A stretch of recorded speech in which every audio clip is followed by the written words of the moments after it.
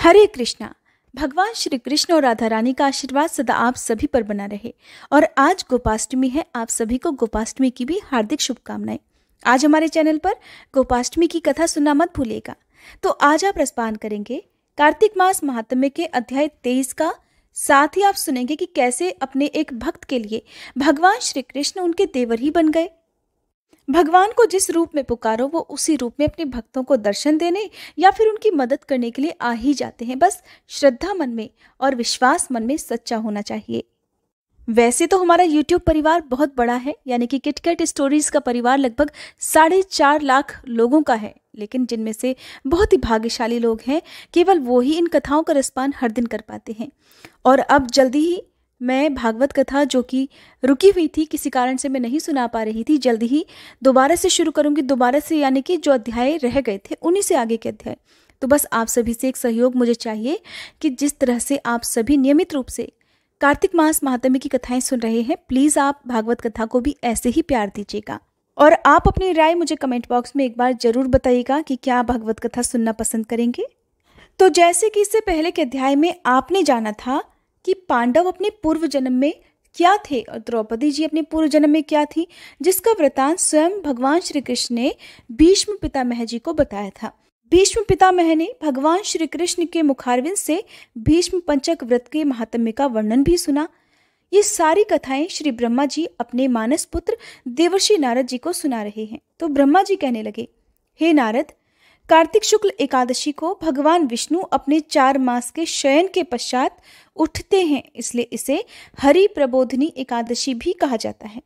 इस एकादशी का व्रत रखने से वाजपेय यज्ञों से भी अधिक फल की प्राप्ति होती है। साथ ही अनेकों जन्मों के पाप भी नष्ट हो जाते हैं। चातुर्मास जो कि 4 महीनों का होता है, जो चातुर्मास का व्रत होता है, वो व्रत देव उठान एकादशी के दिन यानी कि हरि प्रबोधिनी एकादशी के दिन ही समाप्त हो जाता है। इस दिन व्रत करने वाला यदि ओम नमो भगवते वासुदेवाय मंत्र का जप और रात्रि जागरण करे तो उसे वर्ष की सभी एकादशियों का फल भी प्राप्त हो जाता है। इस एकादशी का व्रत सभी प्रकार की सिद्धियां और अंत में मोक्ष प्रदायक तो है ही। आज भगवान विष्णु की विशेष पूजा और देवताओं के जागने के उपलक्ष्य में समारोह भी करना चाहिए। इस व्रत के साथ साथ भीष्म पंचक व्रत करने वाले तो प्रभु के विशिष्ट प्रिय पात्र बन जाते हैं। भीष्म पंचक व्रत कार्तिक शुक्ल एकादशी से प्रारंभ होकर पूर्णिमा को समाप्त हो जाते हैं। इस दिन ऋषि और पितृ तर्पण करना चाहिए। भीष्म पंचक व्रत में वसु के अवतार शांतनु नंदन, चंद्रवंश में उत्पन्न व्याघ्रपद गोत्र, संस्कृत प्रवर, संतति रहित गंगा जी के पुत्र, सत्यव्रत धारण करने वाले आजन्म ब्रह्मचारी भीष्म जी का प्रतिदिन तर्पण करने से वर्ष भर के सभी पाप भी नष्ट हो जाते हैं। भीष्म पंचक व्रत करने वाला पूर्णमासी और प्रतिपदा अर्थात एकम को खीर का भोजन ब्राह्मणों को कराए, यथाशक्ति दान दक्षिणा देकर उन्हें संतुष्ट करे और उसके बाद स्वयं भोजन करे। चातुर्मास का व्रत करने वाले व्यक्ति इन 4 मासों में जिन जिन वस्तुओं का त्याग करते हैं, वे भी आज के दिन अपना चातुर्मास का व्रत पूर्ण करके आज से दोबारा उन वस्तुओं का पुनः प्रयोग भी प्रारंभ कर सकते हैं। आज का अध्याय समाप्त हुआ। अब क्योंकि कार्तिक मास समाप्ति की ओर है, ऐसे में अब आप भगवान कृष्ण और भगवान विष्णु के साथ साथ अन्य पौराणिक कथाएं भी कार्तिक मास महात्म्य में सुनते रहेंगे। तो अब सुनिए कि कैसे भगवान कृष्ण अपने एक भक्त के लिए उनके देवर ही बन गए। एक बार एक लड़की थी जो कान्हा जी की अनन्य भक्त थी। बचपन से ही वो कान्हा जी का भजन पूजन करती थी, उनकी बड़ी भक्ति करती थी। भक्ति करते करते वो कन्या बड़ी हुई। जब बड़ी हो गई तो कान्हा जी की ही कृपा से उसका विवाह भी भगवान के धाम वृंदावन में ही किसी अच्छे घराने में हो गया। विवाह होकर वह पहली बार वृंदावन गई, पर नई दुल्हन होने से वो कहीं जा नहीं सकी, कहीं घूमने नहीं जा सकी और फिर उसके बाद वो सीधे मायके चली आई। अब वह दिन भी आया जब उसका पति उसे लेने उसके मायके आया। अपने पति के साथ वह फिर से वृंदावन अपनी ससुराल पहुंच गई। पहुंचते पहुंचते उसे शाम हो गई। जब ससुराल के पास पहुंची ही थी कि पति वृंदावन में यमुना जी के किनारे रुककर कहने लगा कि देखो, शाम का समय है और मैं यमुना जी में स्नान करके बिल्कुल अभी आता हूँ। तुम इस पेड़ के नीचे बैठ जाओ और सामान की देखरेख करना। मैं बस थोड़ी ही देर में स्नान करके आ जाऊंगा। यहीं सामने ही हूँ, अगर कुछ लगे तो मुझे आवाज़ दे देना। ऐसा कहकर पति स्नान करने चला गया और लड़की वहीं पर बैठ गई। अब जब वह बैठी तो एक दुल्हन की तरह वो बैठी हुई थी। ससुराल की बात है, गांव की ससुराल है, तो उसने एक हाथ लंबा घूंघट काढ़ रखा था, घूंघट निकाल रखा था। वहीं बैठ गई, मन ही मन विचार करने लगी कि देखो ठाकुर जी की कितनी कृपा है। उन्हें मैंने बचपन से भजा, उनकी भक्ति की, और अब उनकी कृपा से मेरा तो विवाह भी श्री धाम वृंदावन में ही हो गया। अब वह नई नवेली दुल्हन एक हाथ लंबा घूंघट काढ़े हुए मन ही मन कान्हा जी के बारे में सोच रही है कि मैं तो इतने वर्षों से ठाकुर जी की पूजा करती हूँ, उन्हें मानती हूँ, लेकिन अभी तक मैंने तो उनसे कोई रिश्ता नहीं जोड़ा। क्योंकि अक्सर क्या होता है कि जब भी लोग कान्हा जी की भक्ति करते हैं तो कोई उन्हें भगवान के रूप में पूजता है, कोई उन्हें पति के रूप में, कोई उन्हें प्रेमी के रूप में, कोई उन्हें अपने सखा के रूप में, कोई अपने बेटे के रूप में उनकी पूजा करता है। किंतु उस लड़की ने जिसका विवाह हो चुका था, इतने वर्षों तक कान्हा जी की पूजा तो की, लेकिन कोई रिश्ता उनसे नहीं जोड़ा।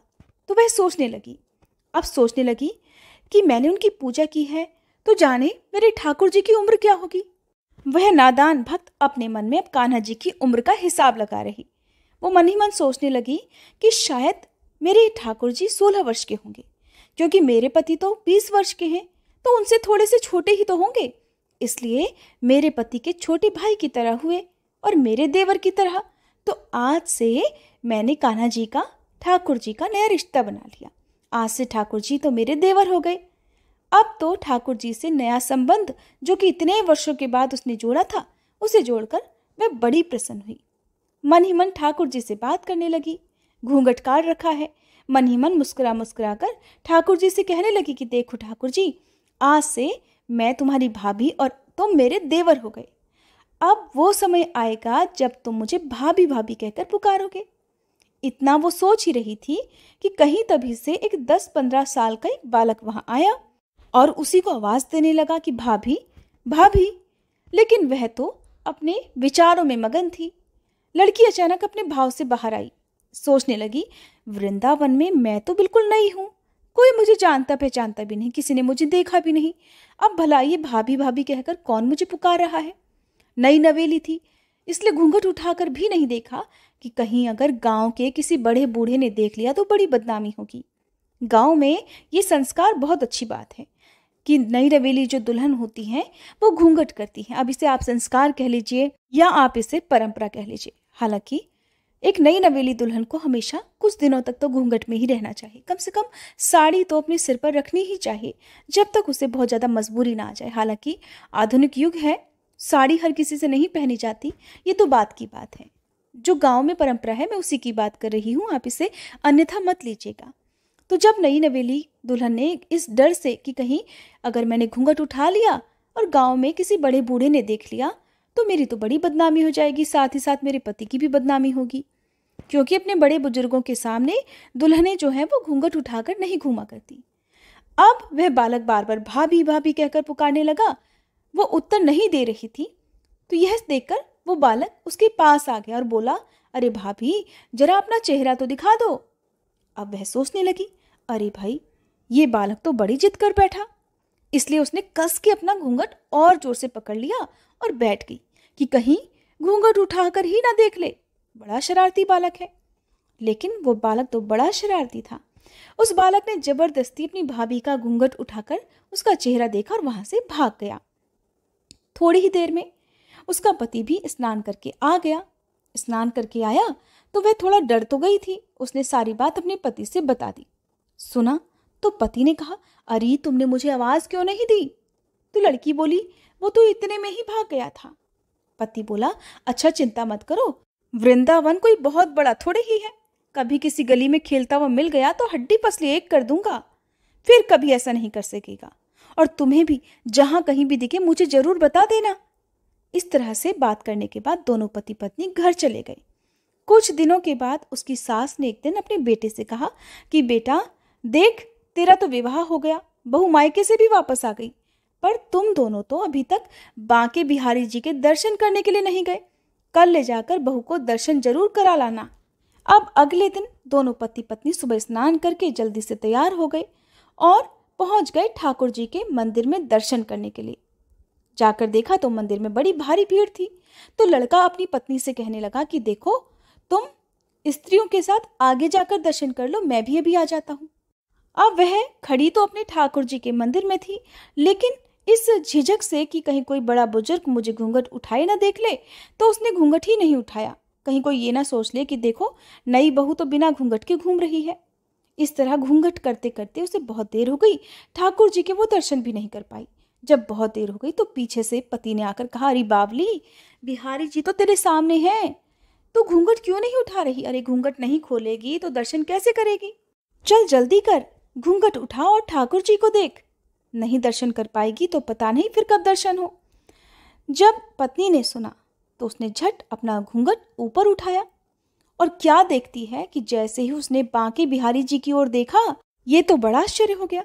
बांके बिहारी जी की जगह तो वही बालक मुस्कुराता हुआ दिखा जो उसे भाभी भाभी कहकर पुकार रहा था। बांके बिहारी जी की जगह पर बालक को देखकर वह तो बड़ी जोर से चिल्लाने लगी कि अरे सुनिए, जल्दी आइए। पति पीछे से भागा भागा आया, पता नहीं क्या हो गया। लड़की बोली, अरे सुनिए, उस दिन जो मुझे भाभी भाभी कहकर भागा था ना, मेरा घूंघट पलट कर भागा था, वो बालक तो मुझे आज यहीं मिल गया। पति ने सुना तो सोचा कि चलो आज अच्छा अवसर है, आज यहीं पर उससे हिसाब किताब बराबर करता हूँ और एक हड्डी पसली तो उसकी मैं जरूर तोड़ूंगा। पति ने सुना तो कहा, अच्छा कहाँ है बताओ, अभी उसे देखता हूँ। अब तो पत्नी ठाकुर जी की ओर ही इशारा करके बोली, ये रहा, आपके सामने ही तो है। अब उसके पति ने जो देखा तो अवाक रह गया, मुंह से कोई बोल ही नहीं फूटे, स्थिर रह गया, जड़ हो गया। काफी देर के बाद जब उसे होश आया तो अपनी पत्नी से बोला, अरे देवी, तुम तो धन्य हो, वास्तव में तुम्हारे हृदय में तो सच्चा भाव ठाकुर जी के प्रति है, और मैं यहाँ इतने वर्षों से वृंदावन में ही हूँ, आज तक तो मुझे कभी उनके दर्शन नहीं हुए। तेरी भक्ति तो इतनी सच्ची है कि तुझे साक्षात बिहारी जी के दर्शन हो गए। अब पत्नी की समझ में सारी बात आ गई कि कैसे उसके ठाकुर जी उसके देवर बनकर, क्योंकि उसने देवर का ही भाव उनके प्रति समर्पित किया था, तो कैसे उसके देवर बनकर कान्हा जी उसके सामने ही आकर उसे दर्शन दे गए थे, उसे पता भी नहीं चला। तो ये होती है सच्ची भक्ति, जो जैसे रूप में अपने आराध्य देवी देवताओं को भजता है, वो उसी रूप में आकर कैसे न कैसे उसे दर्शन जरूर देकर जाते हैं। बस अपनी भक्ति सच्ची रखनी चाहिए। अपने इष्ट देवी देवता पर, चाहे कान्हा जी हो या आपके कोई भी देवी देवता हो, उन पर से आपका विश्वास कभी भी डगमगाना नहीं चाहिए, चाहे कितनी भी मुश्किल घड़ी क्यों ना हो। बस अपने मन में विश्वास रखिए कि ये दुख के दिन भी एक दिन दूर जरूर हो जाएंगे। जीवन और मरण, ये दो बहुत कड़वी सच्चाइयाँ हैं जो हर किसी के जीवन में आती हैं। सभी की मृत्यु होनी है, सभी का जीवन भी होना है, तो बस इन दोनों पर हमारा वश नहीं चलता। बाकी सब कुछ तो भगवान की लीला है ही। बाकी कुछ कुछ तो हमारी भक्ति और हमारे भावों पर भी निर्भर करता है कि हमारे भाव कितने सच्चे हैं। उम्मीद करती हूँ आज की ये वीडियो और ये कहानी आपको बहुत पसंद आई होगी।